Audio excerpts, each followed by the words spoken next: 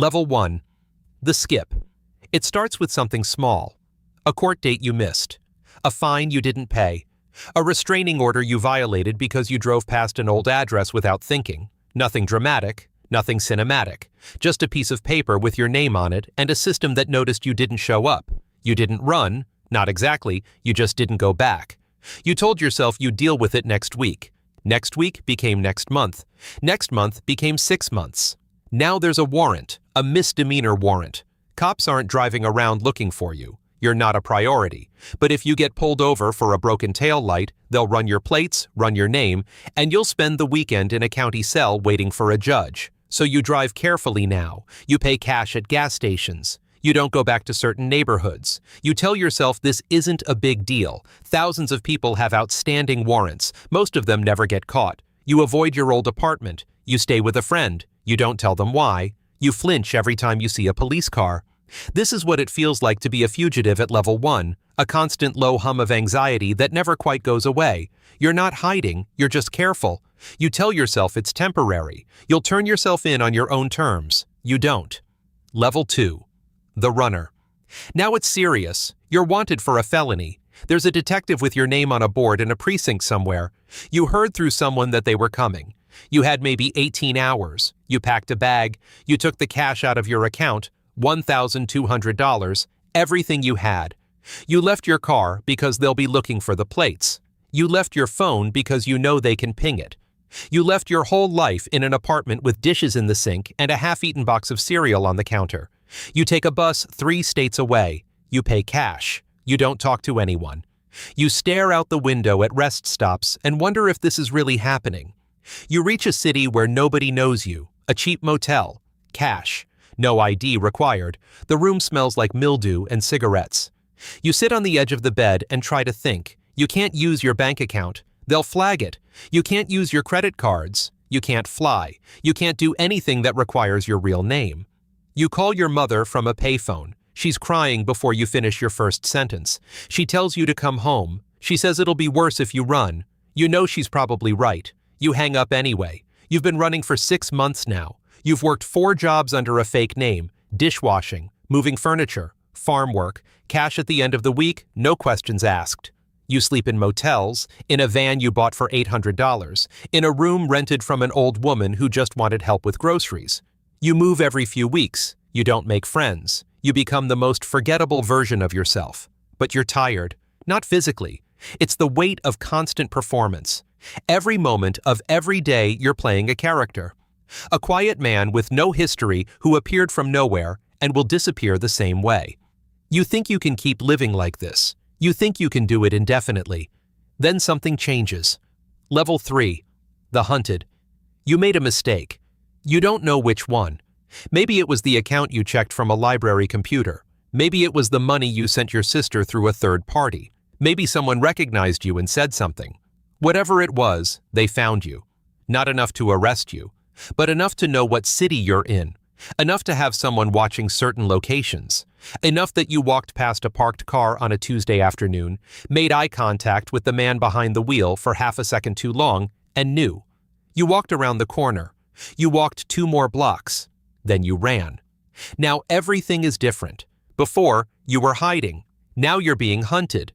The pressure is different. The mental toll is different. You abandon the van.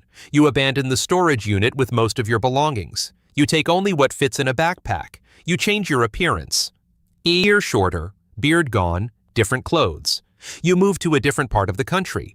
You stop contacting anyone from your real life. You study how fugitives get caught because now you need to know. They get caught when they contact family, when they use old usernames, when they go back to familiar places, when they get comfortable. You resolve not to get comfortable. You also do something you can't take back. You find the records of a man born the same year as you who died as an infant. His social security number was never used. His birth certificate exists in a county archive somewhere. You now have a name that comes back clean, a ghost of a man who never really lived. It's federal now. Identity fraud, a different level of crime, a different level of consequence. But you had no choice. That's what you tell yourself. You tell yourself a lot of things these days. Level 4. The most wanted. What was a state felony warrant is now a federal case. What was a local detective is now a U.S. Marshal. U.S. Marshals are not local detectives. They have a fugitive apprehension rate of over 90%. They catch almost everyone. They have time. They have resources. They have patience.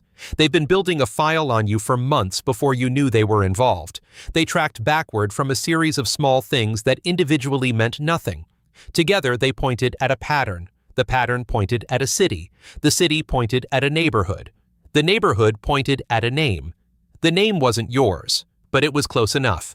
You don't know you're being watched. That's the most dangerous situation a fugitive can be in. They know your routine before you know they're watching. They know where you buy coffee. They know when you leave for work. They know which exit you always check twice. They've done this 1,000 times. You've done it once. The morning they come for you, it's quiet, early. 2 men in plain clothes on the sidewalk. One by the back exit, one at the corner, a car across the street with 2 more. You see them a half second before they move. Your body reacts before your brain does. You run. You get 200 yards. They take you down in a parking lot. Professional. Clean. No unnecessary force. One moment you're running, and the next moment you're face down on concrete with your hands behind your back. Over. Just like that. You lie there breathing hard, and the thing you feel most, more than fear, more than rage, is exhaustion. 2 years of running. It ends in a parking lot at 6:30 in the morning. Level 5. The other side. You do your time. The sentence is longer than it would have been if you'd turned yourself in on day 1. It always is. Running adds charges.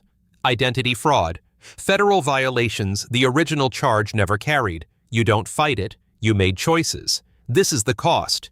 You get out after 4 years, 2 years running, 4 years inside. You are 6 years older than the person who missed a court date and decided not to go back.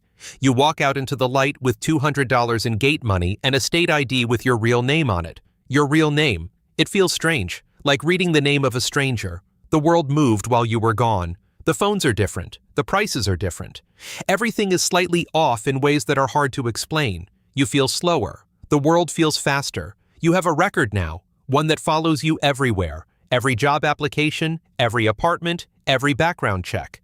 It doesn't close every door, but it narrows them. The easy paths are gone. You rebuild slowly. Honestly, you pay taxes. You answer to your real name. Some nights you dream you're still running, still in the van, still watching exits. You wake up, and for 1 second you don't know where you are. Then you remember, and you breathe. The paranoia fades slowly. Not all the way. You still read rooms the moment you walk into them. You still feel the urge to run when things get tense. That part of you, the part 2 years of running built, doesn't disappear. It just goes quiet. You're not the person you were before any of this. That person is gone. The person standing here now is something else. Harder, quieter, carrying a weight that doesn't have a name. But you're here, and every day you do something the fugitive version of you never could. You stay. Somewhere right now, someone is sitting in a courtroom waiting room. Their lawyer is late. The charge seems minor. The whole situation seems manageable. They're thinking about just walking out. They're thinking it'll be fine. They'll deal with it later. No one's going to come looking for them over something this small. They don't know about the van and the motel rooms and the fake name and the parking lot. They don't know about 4 years and $200 and a world with smaller doors. They don't know how fast a small decision becomes a large life. They'll find out. They always do. The cycle begins again.